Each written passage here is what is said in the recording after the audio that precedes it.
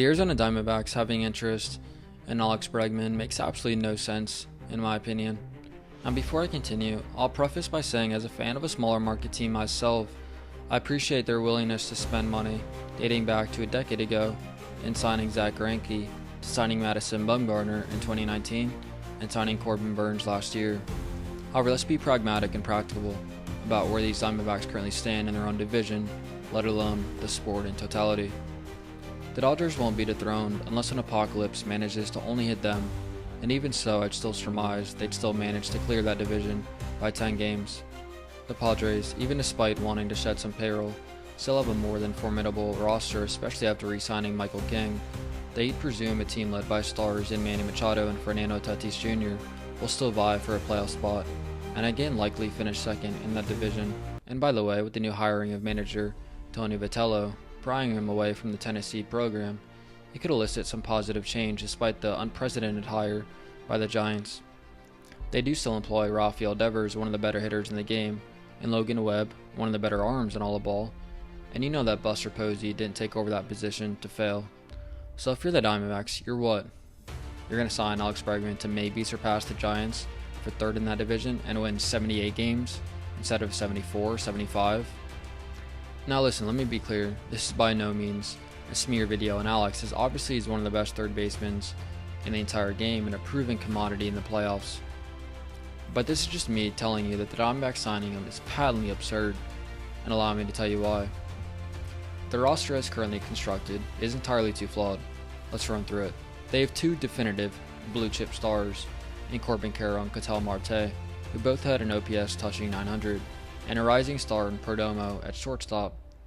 But aside from those three names, there's an evident dearth of talent, most notably at first base, as after they flipped Josh Naylor at the deadline last year, Pavin Smith was not even able to replicate half of Josh's numbers. And to amplify the dearth of talent, the projected lineup has four guys that amassed a 30% or higher strikeout percentage. That is absurdly high in both the amount of players and the percentage itself, even relative to today's game where strikeouts have never been higher.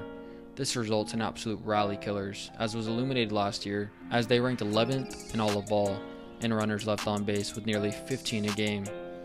Having that much strikeout potential in your lineup also defeats the purpose and mitigates your home field advantage, as sans Coors Field in Colorado, Chase Field is widely considered one of the more hitter-friendly ballparks in the entire game, but you can't use that to your advantage obviously if you don't even put the ball in play. Their starting rotation wasn't one of the better ones last year, and again probably will not be very good, especially without their $200 million arm, Corbin Burnes, who presumably will be out for the duration of the season after undergoing Tommy John surgery less than 6 months ago. Their opening day starter to replace him will most likely be 37-year-old Merrill Kelly, who they signed back after trading to Texas last year at the deadline. Kelly's a quality starter who's transformed his career after a successful stint overseas after a failed stint prior to that in the States. But you'd ideally want him as your number 3 starter, not your ace, someone who's reliable and will give you a quality start every 5 days, but not somebody that's capable of putting up zeros. Behind him are a bunch of who's who's, including Brandon Pfaadt, who has been immensely disappointing after not being able to follow up his incredible performances in the Snakes' 2023 playoff run as a spry 24-year-old. Behind him is Ryan Nelson, Mike Soroka, and Eduardo Rodriguez, who might go down as their worst signing in franchise history after yet another abominable season with over a 5 ERA. Their bullpen, believe it or not, actually might be the worst of the entire group, as if last year's stats are a precursor of things to come this year, as not one pen arm had a WAR even above .5, and one of their higher leverage arms in AJ Puck will be out for the season, and Kevin Ginkel, their longest tenured Diamondback in that bullpen, posted an eye-opening 7.36 earned run average. Now listen, I understand the premise of wanting good players if you're running a team. Duh, obviously, in every sport, in every capacity, every time. However, it's got to make sense.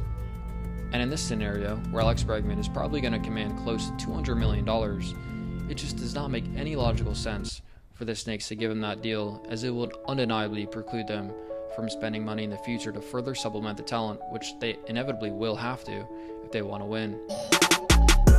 So why put yourself in that position willingly as a smaller market team when you're not all that close to competing as I just laid out?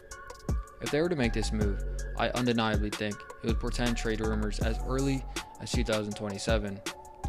So I know if you're a Diamondback fan, you're happy to see that notification come across your phone that yet again your squad is interested in a high profile name, but listen, it just does not make sense. Help me polarize, help me down. If you like this video, consider commenting, liking, sharing with a friend, and subscribing.